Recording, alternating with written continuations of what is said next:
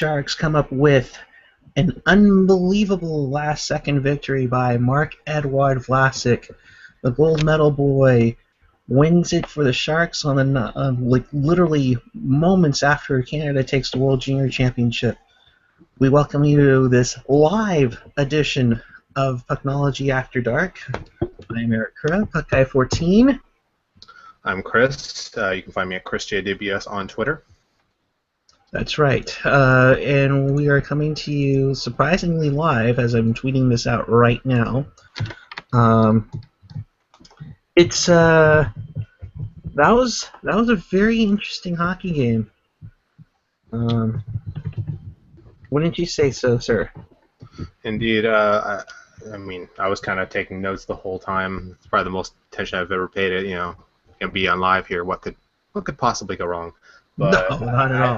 I was kind of tracking all the different things all game long. Like the Sharks got more attempts, got more shots, but it seemed like Winnipeg had the most dangerous chances all night. Right. The power play that was just unbelievably bad. Like right. how could you not get that much on so many chances? There were so many chances. And Winnipeg is a very good shorthanded team. I think they lead the league with 6 shorthanded goals. And that first power play before Burns hammered one home for a 1-0 score early on just seemed like it was just horrific. I mean, it looked like something like, thankfully Niemi was making those saves because I thought, man, if he has a bad stretch right then and there, it sets the tone right on. Yeah, earlier right there, Mitchell and I believe Bufflin both had shorthanded chances. Mm-hmm. They were pretty nice ones too. I mean, they led in the scoring chances during our power play for the better half of the game. The only reason why they did in the entire game is because we had so many power plays. But they were up there for a while. I was not liking that start at all. Luckily, they managed to took a lot of power play time initially, but they managed to get a score there. I was like, if they can't score here, I just don't see how they're gonna compete in the game.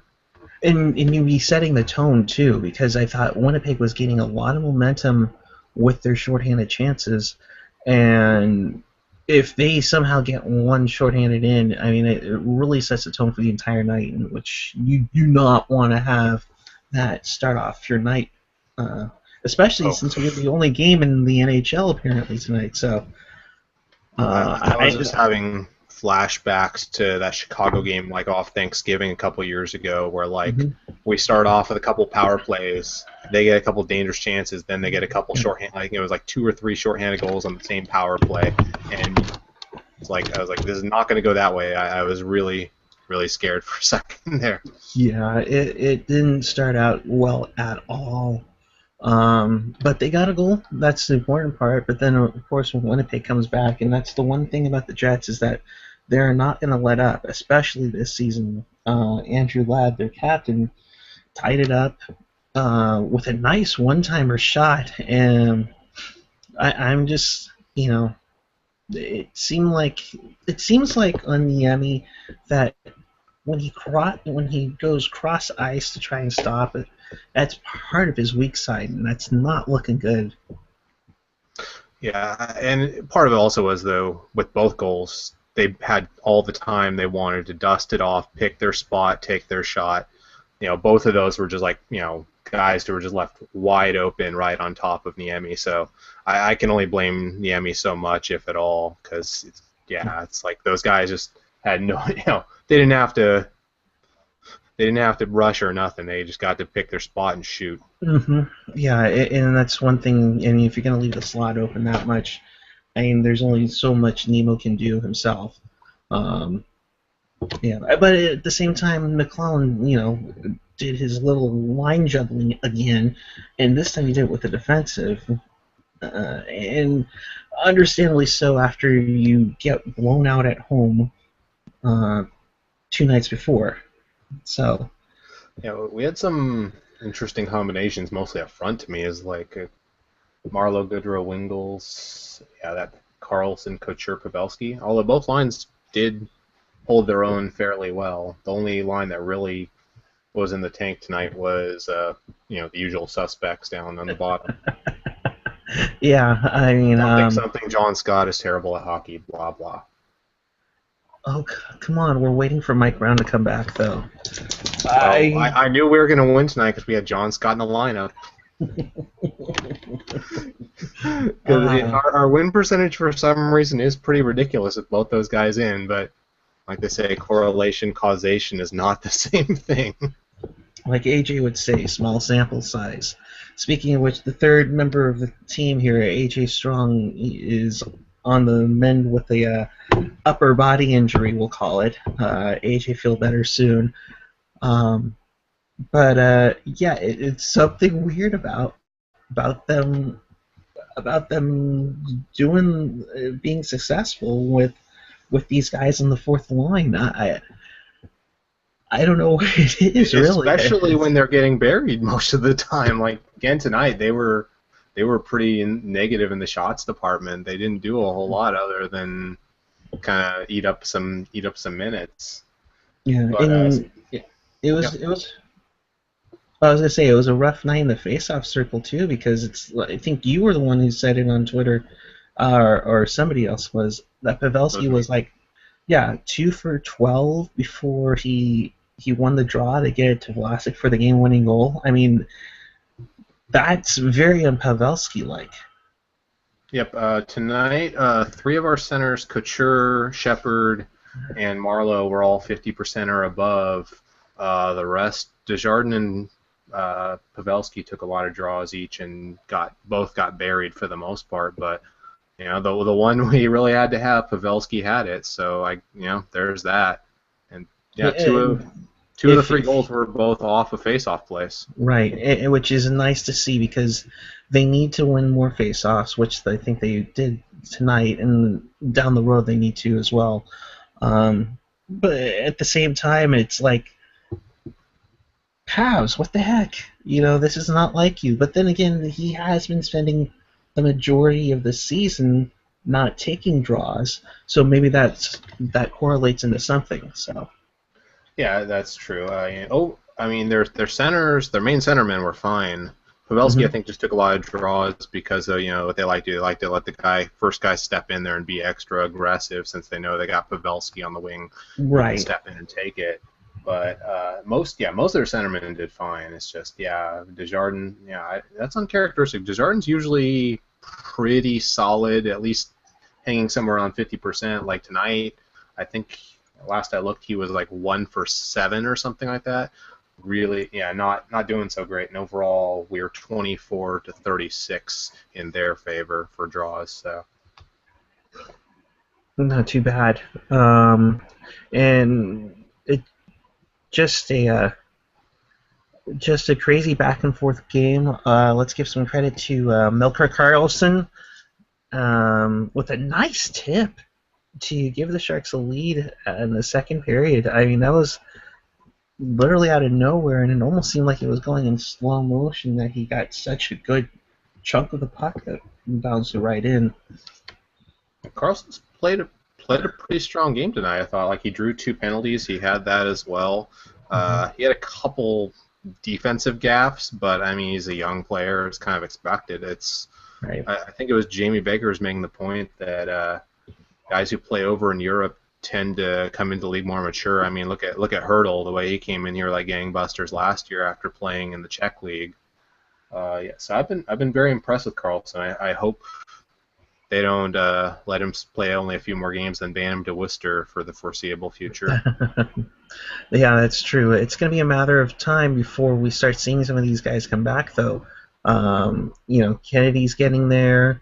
You're gonna have to send somebody down when Joe Thornton eventually returns. And if possible, they keep saying don't rule him out for this season. Rafi Torres. I rule him out. Yeah, I'd rule him out too because I was kind of expecting him to start hearing that he was coming back right now, but we haven't heard anything about them yet. Speaking of injuries, Tomas Hertl took a Logan Couture shot to his face. I don't know if you saw it on the post game live, yeah, still smiling. He's got a nice little cut to his upper lip, and to which I said, "There goes his movie career." Um, I mean, I mean, yeah, he sat out the rest of the game, and hopefully that's all he has is just a really bad cut. We don't want any concussions or anything, or for that matter, broken teeth. Um, but it's amazing that he's still smiling. Yeah, that was pretty scary seeing that. I was honestly worried, especially when we already have Joe Thornton out. Like, we can't afford to lose another top line caliber guy. Right. Or our scoring is struggling as is. We can't afford to lose. I mean, even if he hasn't had the best season this year, we can't afford to lose another guy who can, produce, can do those things. Right, and which leads to this next point is these guys are struggling like nothing else right now. I think it was Marlowe's been now 3 goals in his last 35 games. Hurdle hasn't really had the jump that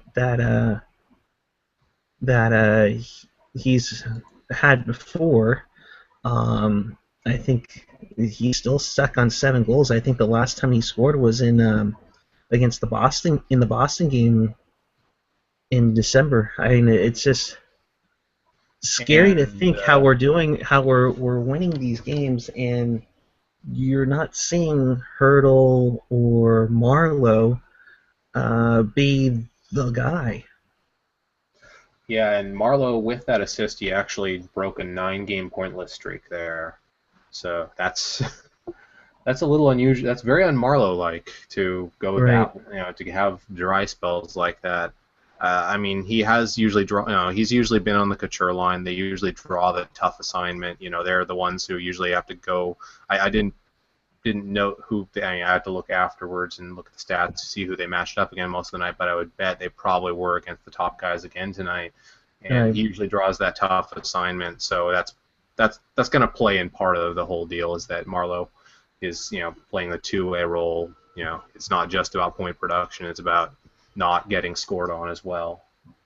Yeah. I'll make the correction. He actually had a goal against Nashville on December 13th, but after that, 8 games he's been without a goal, and he's only had 1 point, and that was an assist. Um, Last game on Saturday against St. Louis. You can't be a successful team um, when you have the guys that you depend on scoring to not be scoring at all. I mean, to have Marlowe go 1 point in his last 10 now. Hurdle, who was supposed to be the mega guy to go to, especially after last season, after Dustin Brown wanted to be a cheap shot artist. Um, you gotta have these guys step up and contribute. And thankfully, you've had Couture and Couture and Pavelski doing that for you. You just have to wonder though, how long are they going to take before something's going to have to give? Yeah, I remember I was looking back last time we talked on here. I was looking at like the scoring overall during that win streak. During that win streak, almost actually no, it was like something like 47% of the scoring that was happening was coming from non-top liners. So which is great. We need bottom six support. That's usually when we do the best, and we have bottom, when the bottom six is contributing. I couldn't expect them to keep contributing at nearly a 50 clip, but if they're accounting for 25-30% of the scoring, then you're doing well. But then it seemed like everybody just dried up over the last 5 games or so. Mm-hmm. I remember I was looking at like 5-on-5 scoring, like in the three losses they had. I'm not counting the Anaheim overtime loss. They had like I believe 3 total 5v5 goals in those 3 losses, and it was like Pavelski with 2 of them, and then Carlson. So that dried up.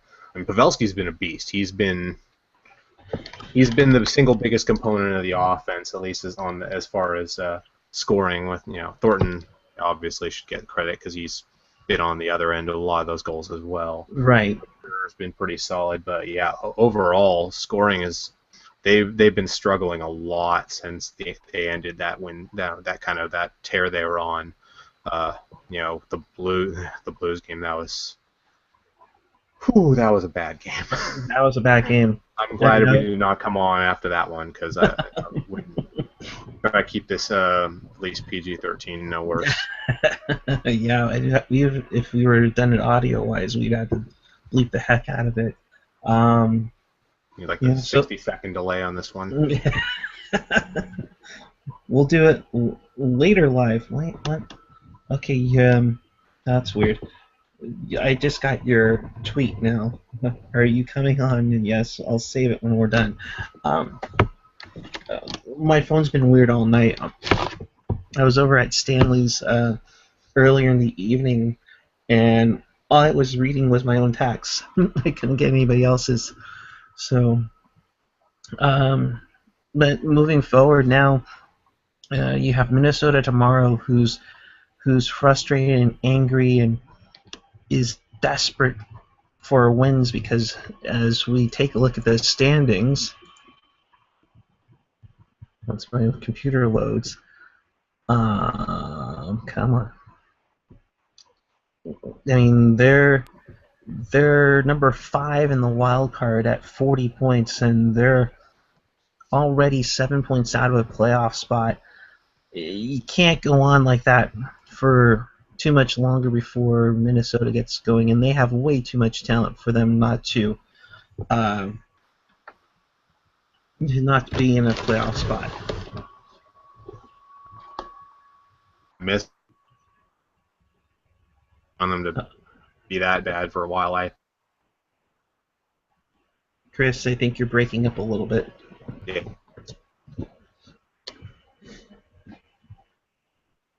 Uh-oh. At Excel Arena in probably 2 or 3 years now. I know it's been a Mhm. while. Right. And yeah. So that's going to be IR. He's not eligible. Hopefully we can get a little bit of back, but he won't be eligible for this kind of game. Right. Back to back. I'm sure we'll hear later tonight more about Hurdle status, but we might. There's always that's Right. not the kind of odds I like, but let's see if we can come off of back to back like the Blues did the other night. It'll be an interesting game just because on the fact that if Hurdle can't go, you're pretty much setting up yourself for almost half of your team from Worcester to make out your lineup, which is kind of scary. And speaking of Worcester, boy, my Sigly's on fire tonight. Your AJ tweeted out to me, "Have at it," and that was because Roy Sommer will be one of the coaches at the AHL All-Star Classic later this month in Utica, New York. And I'm looking at the AHL standings, and I'm trying to think, okay, is something going on because the Worcester Sharks are like the third worst team in the Eastern Conference and invited him to be one of their coaches? Does he have like photographs of somebody, or I don't know because I've honestly wondered at times. I mean, the only teams that are worse than Worcester right now are the Norfolk Admirals and the St. John's Ice Caps. Then there's Worcester. I mean, that's in the Eastern Conference. So let me clarify. I mean, really? Okay. But I know he passed he's the winningest AHL head coach of all time.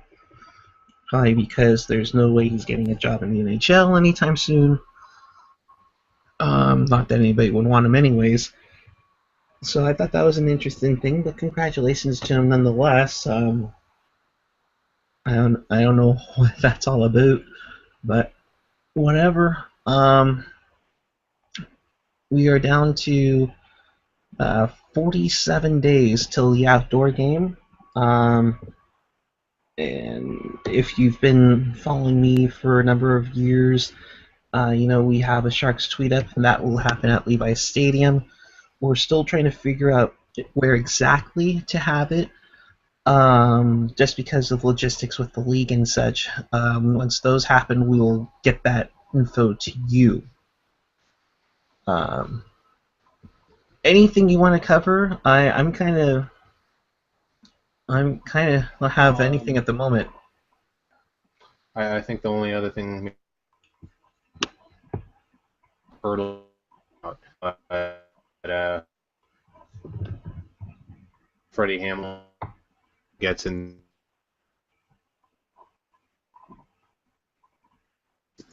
called him up today, I believe, Joe on IR. Right. Yeah. So right. So Hamilton will be in, and my guess is that he'll be in if Hurdle's not able to go. Yeah, even if he can go, I would imagine they might draw in just because they're fresh legs. That is Hannon and Hamilton. I imagine there's a better chance that some of the scratch tonight might draw in just to add some extra energy to the lineup. Yeah, and maybe like you said, fresh legs would probably be helpful too, just to get through this rough stretch. It's gonna be 4 games in 6 nights, and if you include the entire road trip plus the return of Dan Mother Puck and Boyle to the Shark Tank. Yeah, it's gonna be an interesting week. Came back, all them. Sorry. No, you're good. It's just there's always that game when they come back, and I know, and I think with Boyle coming back, it'll be a good thing in the sense that he really never got a fair shake when he was essentially not, well, they say not going to re-sign him, but basically let go. I mean, to me, I've always thought, okay, you're going to keep Hannon because you're going to get younger, but you're going to let go of Boyle. and I'm going, you know, it makes no sense. I think it was mostly a product of the contract, if I remember right. Hannon's 1 year, Boyle wanted at least a 2. Isn't that outrageous? 4.5 is a lot, but given how mediocre, which is kind of nice to say about how our blue line has been, I know we want to get younger, but it would have been right tonight. 2 penalties, handful of defensive gaffes. So I hate to beat on this drum one more time.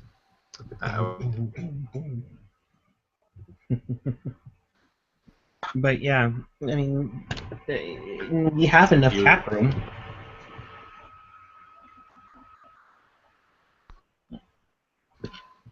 I think, Chris, you're having some audio difficulty or video difficulty for that matter too. But yeah,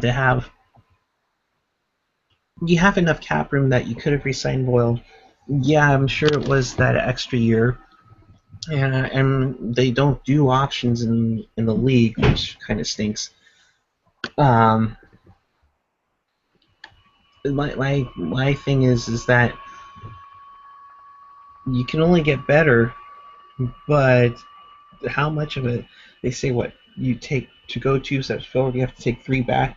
Well, how big are these steps? Because that was it just seems like a huge loss to have Boyle without him, and for that matter, the leadership.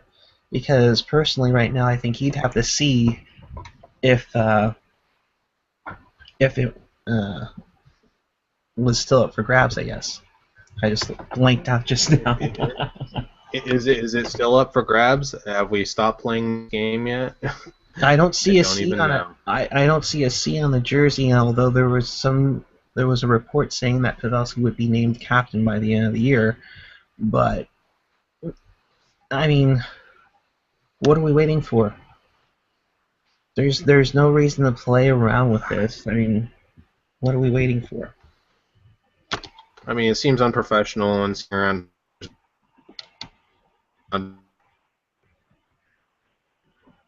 or so. Right, and it's just so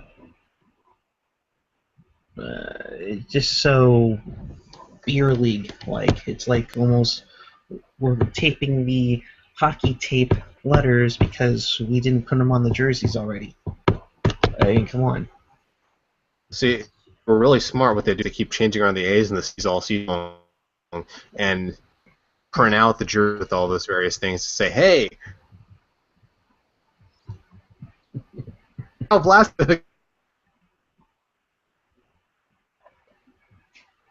Oh, jeez. It's I don't I don't know. No, I mean that's probably the best way to go. Really, I mean, I don't know. I've lost my mind with some of this stuff. So, shoot, there was one more topic I was gonna to divvy on, and I can't think of it now. Shoot. This is what happens when we do it live. I'll write it and we'll do it live. Of course, AJ would abandon us in our hour of need. Oh, I know, right? How dare you, AJ? How dare you? I hope he's watching. Ourselves. I hope he's watching too. He's probably thinking, "Oh, you guys are idiots. You guys can't even hold up with it now." I go, boy. Well, you're right. We can't right now. We're trying to do it, but we're stalling for time while I try to look through my tabs to see where we're at. Oh boy. Yeah, I've lost my mind. I don't remember anything. Looking.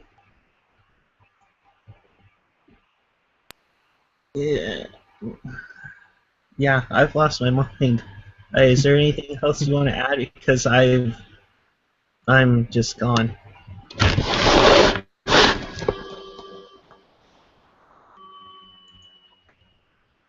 Uh-oh.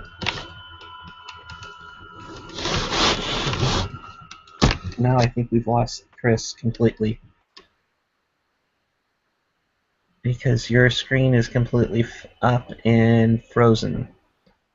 Let it go, let it go. Okay, see, if they hear me doing that, then they would know. They would tell me to shut up. Chris, are you still with us? Okay, I have a thumbs up from there. You are. How many times have we told you stop looking at those adult sites while you're doing a podcast? I know it messes up the computer. I'm sorry. That's what you get for getting Greg Papa's stash. And speaking, there we go. That was the thing I was going to mention.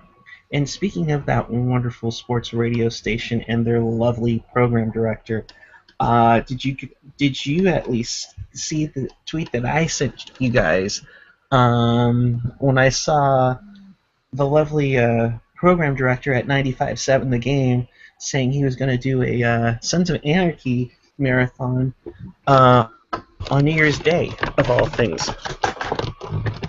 I can't talk too much because I wasn't watching the Winter Classic either, but I was traveling. I kind of have an excuse. You have a legitimate excuse as to. I was up doing a brew tour over the. Oh, very nice. And what are you enjoying tonight? Because from here it looks like you're having a mimosa or something. No, it's a Sierra Nevada, one of their IPAs. Oh, very nice. Very good stuff. If I was drinking tonight, I probably would have gone with a shock top with a nice little orange sauce on it.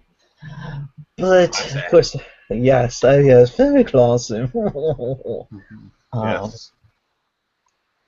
But yeah, I mean that just thoroughly convinced me not to listen to a station because he's not going to give a flying F about the Winter Classic, which I would Or say is the hockey in biggest. general.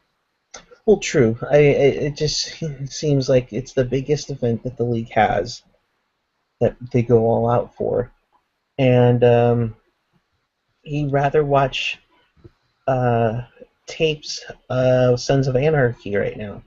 And I'm thinking, if the NBA were to ever jump on this outdoor thing, my God, he'd probably have a circle jerk going on about, oh my God, it's the Warriors and Clippers at Stanford's Tennis Athletic Center. Yeah, well, I, it's pretty well established that that station. I don't even want to mention their name. Does not give two flying craps about hockey. I was really hoping that KNBR and Mr. T there would have Drew Remenda on, but I don't think he's been on at all this season. But I mean, it makes sense, I he, guess. He's yeah, an Oilers broadcaster now, so right. So it'd be weird to have. And now the color commentator for the Edmonton Oilers is on with us. You know, and, I mean, fans would love it though. I mean, oh, I would tune in. I don't care. absolutely. Drew still loves this organization, even if they Don't. kind of showed him the door, a la Harbaugh. Oh God. Oh I'm God. sure Drew Remenda was also a mutual parting of ways. Yes, mutually parting ways. We'll go off topic here for a little bit, and I know AJ heard my little rant with Kate Scott when she was flying solo. Kudos to Kate, by the way, for going solo on probably one of the biggest um, sports stories of the year for sports radio. On that, your thoughts on Harbaugh and you gotta wonder if his job isn't safe, is anybody's in this area?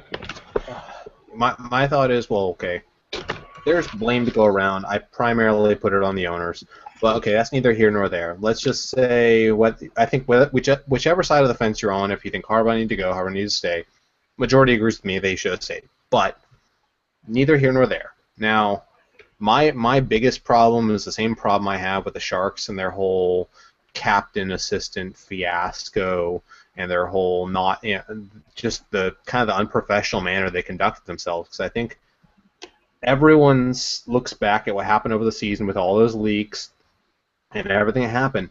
It's shaped a narrative that says they were trying to come up with a justification all season. They were trying to make it so that there was a justification, but I think everyone saw right through it. They were deliberately trying to undermine the coach and trying to create a reason to fire him, and it all backfired spectacularly because no one actually bought that the locker room was turned against him. No one actually, bought any of that stuff. I think it just looks completely unprofessional. You have a highly successful head coach. You spend an entire season trying to undermine him like that. It just looks incredibly unprofessional. It's like the way the Sharks treated Joe Thornton over the summer. The way Right. they just kind of distanced themselves, treated him like crap, all that. It's just not professional, and that's my biggest worry. 'Cause, I mean, what great head coach prospect is going to look at that and say, "Hey, yeah, I want to coach for those guys." It's the reason why the Raiders haven't gotten anyone in years. It's because no one wanted to coach for the Raiders because they have that reputation as the asshat franchise that treated their coaches Mhm. badly, would fire guys for just the Al Davis overhead projector. They had that reputation, and now, hey, the Niners have it too. Good And, job. yeah, and, I mean the problem is one, you already priced a lot of your fans out of this new fancy $1 billion stadium. You have just basically banking on your corporate gurus who decide, I'm good with watching the first half. I'm gonna go home now. Where that's where all the whole first half of they'll stay for the first half, maybe walk around the third quarter, then try to beat all the traffic home. Um, I just don't see what they're doing here. I hope like heck Jed York is not trying to be a Daniel Snyder because If he is, it's going to go terribly wrong. And if you're interviewing Josh McDaniels and Rex Ryan, I mean, when I heard that they were interviewing Rex Ryan to be the coach to take this team further, first off, I hope everybody had shoes on, and secondly, I hope like heck there's a better option out there because, and there really isn't. Um, There isn't really a hot head coach prospect right now. That's the thing I no, said. If you're going to get rid of Harbaugh, you better have a better. You better have something that's at least a good of idea as and better. I that option isn't there. Harbaugh 4 years ago was the hot head coach prospect, right, and there isn't one this year. and the reason why I think we got him is solely because there was a local tie-in to that. Because the Dolphins were after him, but he went with the local aspect to stay with it. Um, and it brings me back to the Sharks to the point of let's play a game. Which offseason will be more torturous for their fans? Sharks or Niners? Because the Niners will have so many free agents, and it's not even funny that they can all just like, well, if that's how you're going to treat a coach, why the heck would I want to be loyal to you? And they go, well, boy, you know. I mean, thankfully, in that sense, Marlowe and Thornton said, "Hey, we want to stay here, but they could have said, we're out, bye bye."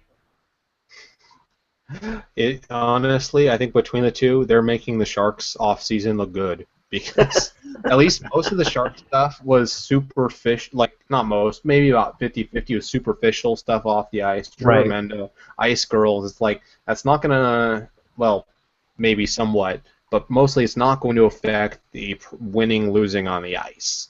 And whereas what the Niners just did, I'm pretty sure that's going to hit them in the win loss column.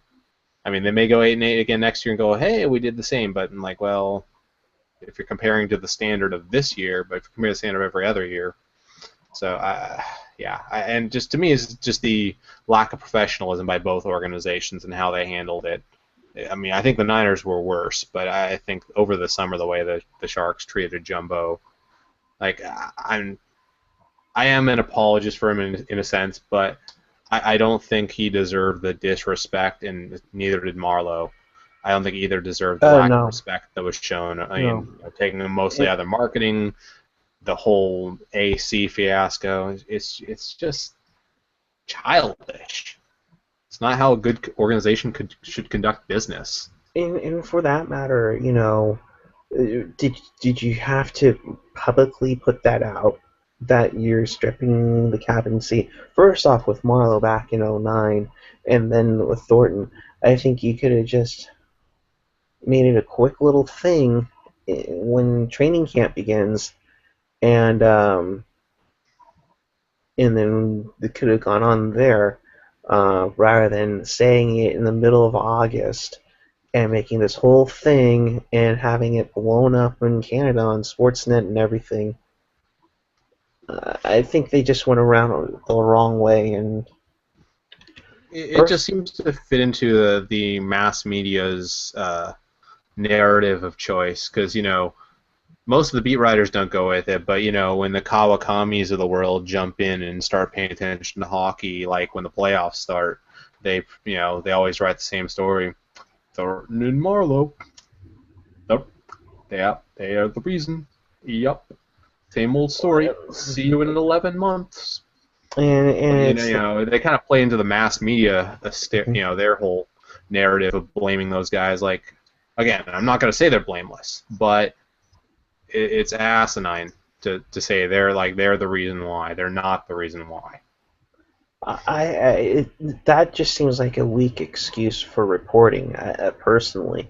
Uh, and I don't know if it's me or whatnot, because I also know Kawakami was going after Harbaugh, I think, last season about moves he made. To me, he seems like one of the ones that's just trying to be negative and confrontational because he's jealous of Skip Bayless getting all this stuff on ESPN. Um, I uh, actually don't mind Kawakami that much for the most part because I think with the Niners he's usually right. Even if he's negative, he's usually correct. I'm glad he's going after them on this one. sure. On the Sharks, I think he's late. He even admits he's like, yeah, I literally just copy and paste the same story every year. You know, he's jokingly saying that, but that's really all you're doing. Like, he's not paying attention to any of the nuance of the situation. He's kind of looking like, oh, playoff loss. Okay, same narrative as last year. If you're not Like, going to pay attention, then don't report for them. it's That lazy. that's like having um, that's like having a report from the Florida Panthers insider that maybe Fox Sports Florida or Fox Sports brings over to the Sharks to cover for their playoff run because they don't have an insider. And it's just laziness on that. Ooh, we have an insider covering them. They'll tell us all about it. It's like, well, you haven't really been around it. And if you're not going to be around it, then there's no real, body of work, I guess, is what I'm Yep. going for. Well, you miss all the nuance. Like, you don't understand the team, you don't understand the roles, you don't understand like all the backstory. You understand like while history remembers what happens in May and June, what leads up to that is important. You know, everything that happened with Absolutely. Rafi Torres' injury last year, Hurdle understanding that Vlasic was the big shutdown guy, and that I don't think anyone who didn't pay really close attention didn't realize last year what a big loss that was. Like, if you don't pay close Yeah. attention to the team, you may not realize that losing Vlasic was damn near the biggest blow they took in that series, which is part of the reason why, like, I realized at that point I think we're about to make history because it's I mean It's you miss all the nuance if you don't pay attention at all year. Like, right. you don't have to even write about it all year. Just pay some kind of attention. And another thing too, NBCSN. How many times do you remind us about that game in that series? Because it seemed like Ugh. they had to bring it up like 2 or 3 or 4 times um, on the 27th, and understandably so that they had to bring it up opening night because it was the unfurling of the banner ceremony and all Uh, this blah blah blah blah blah about last season. That I get, but do we have to mention it a bunch of times the last game? And I'm sure when we get ready um, for Metallica night on January 21st.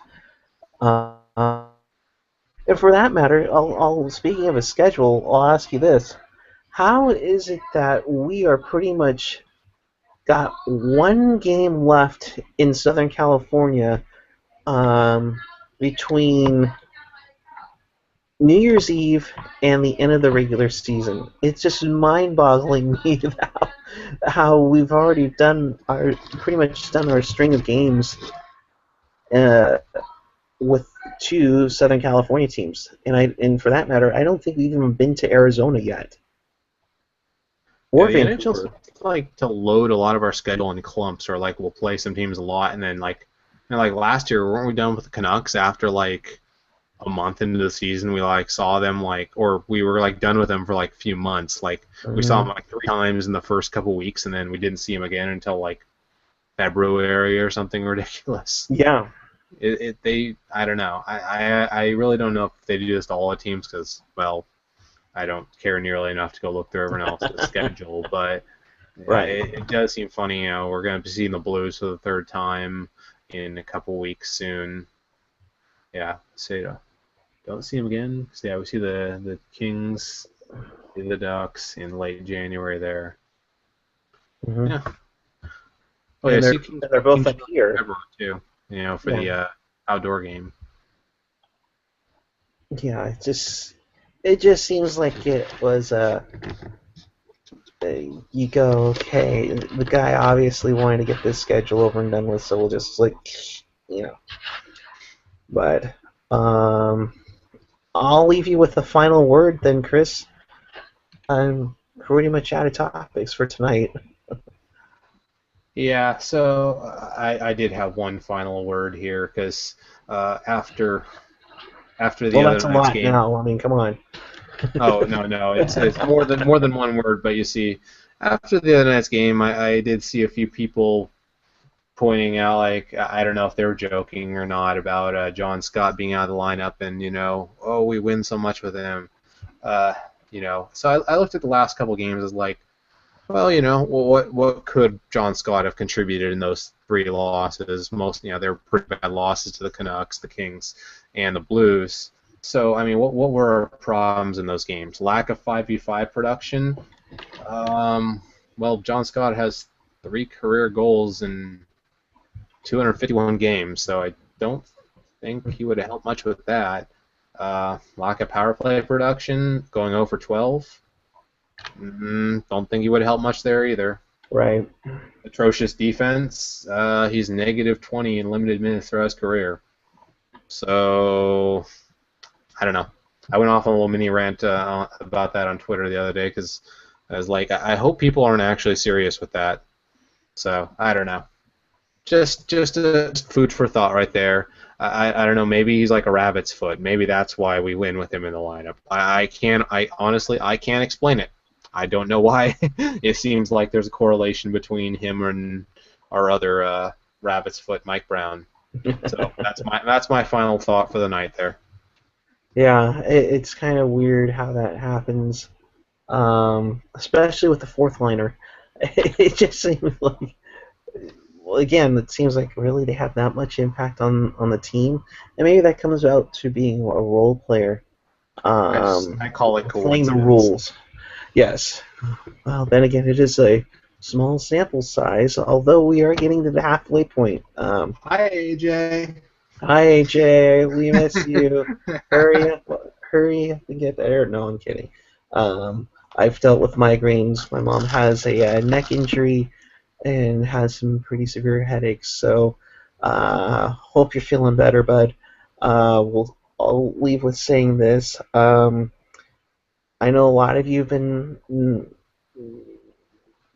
noticing that I've been kind of pushing a lot of teal things lately, and I mentioned this during the Winter Classic too. It's like um,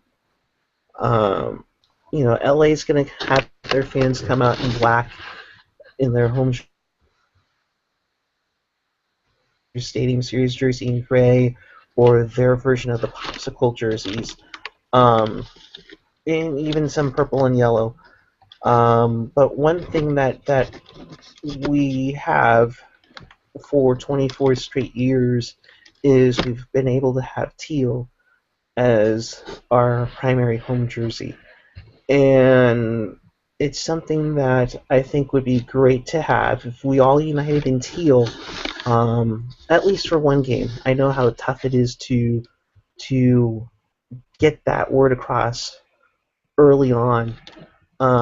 So I'm hoping and begging for everybody that's going to the outdoor game, um, to wear your teal, just to have a sea of teal in there, and what a great effect it would be to have it being shown across the world, basically, especially down here in the States on NBCSN, and on Hockey Night in Canada, up in Canada. I think it would be a tremendous effect to have as many, I would say 68,000 fans in teal, but I know a lot of them will be in LA. With that, Sharks play tomorrow at 5 o'clock against Minnesota. That game will be on NBCSN. I believe Randy and Bakes will have that call. And the Sharks will be going for 2 straight on the road, and can creep back within striking distance of the number 2 team in the Pacific to have that home ice spot in the first round. Until then, I'm Eric. He is Chris at Chris JWS on Twitter. and that will do it for us. So until next time, keep it real, keep it fresh, keep it real fresh. Good night, everybody.